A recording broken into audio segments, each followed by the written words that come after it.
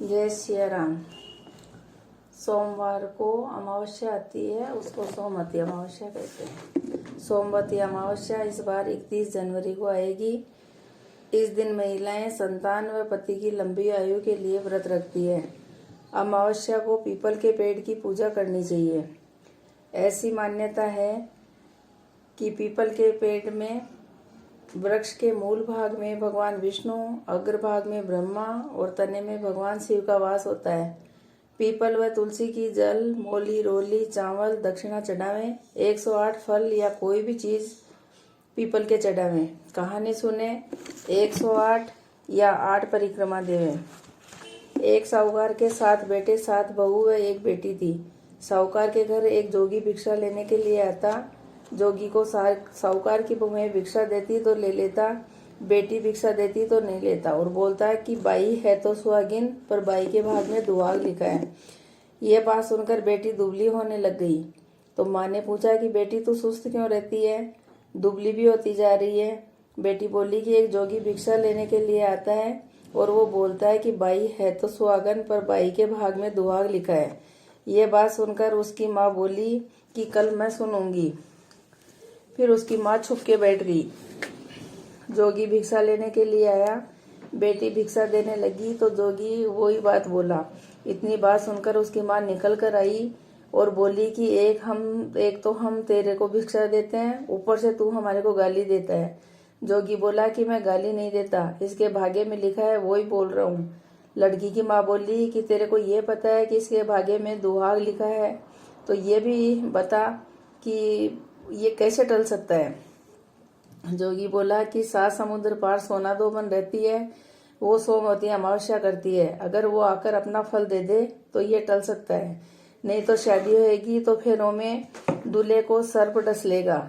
ये बात सुनते उसकी माँ रोने लग गई और सोना धोबन के पास चली। रास्ते में तेज धूप पड़ रही थी तो वो एक पीपल के पेड़ के नीचे बैठ गई। पेड़ पर गरुड़ पंख के बच्चे रहते थे। उनको सर्प आकर डसने लगा तो साहूकार ने सर्प को मारकर ढाल के नीचे दबा दी। गरुड़ पंख नहीं आए और ये सब देखकर साहूकार ने के चोंच मारने लगे। तो साहूकार ने बोली कि मैंने तो आपके बच्चों को बचाया है, मारने वाला दुश्मन तो ढाल के नीचे मरा पड़ा है।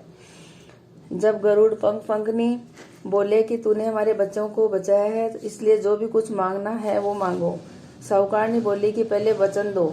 तो वो बोले कि वचन देते हैं। जब साहूकार ने बोली कि मुझे 7 समुद्र पार सोना धोबन के घर पहुंचा दो।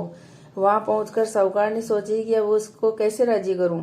सोना धोबन के 7 बेटा 7 बहू थी, तो वो आपस में काम करने के लिए झगड़ती थी। रात को सब सो जाते तो साहूकार ने सोना धोबन के जाती, घर का सारा काम करती, गोबर थापती, गाय को नहलाती, घर का झाड़ू पोछा करती, रसोई करती, चौका बर्तन करती, पीसती, कपड़े धोती, पानी भरती और दिन उगने से पहले ही वहां से चली जाती। बहुएं सोचती कि सारा काम कौन करती है, आपस में पूछती भी नहीं। एक दिन सोना धोबन बहुओं से पूछी कि आजकल तुम लड़ती भी नहीं हो और काम भी अच्छा करती हो, तो तुम में से कौन काम करती हो। बहुएं बोली कि सासू जी, काम तो हमारे को ही करना पड़ता है, राजी करके करें या लड़ाई करके। तो लड़ाई करने से क्या फायदा। सोना धोबन सोची कि देखना चाहिए कि कौन सी बहू काम करती है। तो वो रात को सोई नहीं। वो देखी कि एक औरत आई और सारा काम करके जाने लगी। तो सोना धोबन पूछी कि तू कौन है, तेरे को हमारे से क्या स्वार्थ है जो तुम हमारा इतना काम करती है। साहूकार ने बोली कि स्वार्थ है तभी तो इतना काम कर रही हूँ। सोना धोबन बोली कि तेरे को क्या चाहिए मांग। साहूकार ने बोली कि पहले वचन दे। तो सोना धोबन बोली कि मैं वचन देती हूँ। साहूकार ने सोना धोबन को सारी बात बताई और बोली कि मेरी बेटी को चलकर सुहाग दे और तू सोमवती अमावस्या करती है उसका फल दे। सोना धोबन अपने बेटे बहू से बोली कि मैं साहूकारनी के साथ जाकर आ रही हूँ। फिर दोनों साहूकारनी के घर आ गई। साहूकार ने बेटी की शादी की तैयारी की।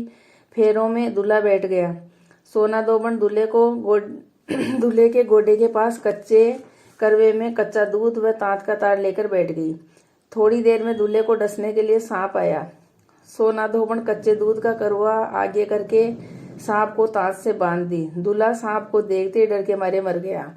सोना धोबन टीके में से रोली, मांग में से सिंदूर निकालकर चिटली अंगुली का छींटा दिया और बोली कि मैं जितनी भी सोमवती अमावस्या की, मैंने आज तक जितनी भी सोमवती अमावस्या की उसका फल साहूकार के बेटे को लगे, और जो आगे सोमवती अमावस्या करूं वो मेरे पति व बेटों को लगे।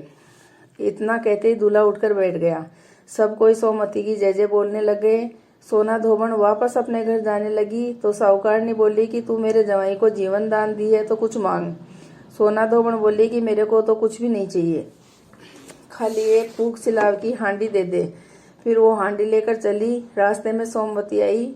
हांडी के 108 13 चकपहिया करके पीपल के नीचे बैठकर कहानी सुनी। 108 परिक्रमा लगाई और सारे चकपहिया पीपल के नीचे गाड़ कर घर आ गई। घर आकर सोना धोबन देखी कि उसका पति मरा हुआ पड़ा है तो टीके में से रोली निकाली, मांग में से सिंदूर निकाली, कोया में से काजल निकाली और चिटली अंगुली का छींटा दी और बोली कि रास्ते में सोमवती की उसका सारा फल मेरे पति को लगना। इतना बोलते उसका पति उठकर बैठ गया। घर का जोशी आया और बोला कि जजमान सोमवती का क्या किए वो देव। सोना धोबन बोली कि मेरे को तो सोमवती रास्ते में आई थी तो मैंने कुछ भी नहीं किया, जो किया वो पीपल के पेड़ के नीचे गाड़ दिया। जोशी खोद कर देखा तो 108 और 13 सोने के चकपहिये हो रखे हैं। जोशी जल्दी जल्दी घर आया और बोला कि जजमान ऐसी ऐसी तो परिक्रमा लगाई है और मेरे को बोल रहे हो कि मैंने कुछ भी नहीं किया। सोना धोबन बोली कि ये तो आपके भाग से हुआ है, आप ही ले जाओ। जोशी बोला कि मेरा तो चौथा हिस्सा होता है, बाकी आपकी इच्छा हो उसको दे दो।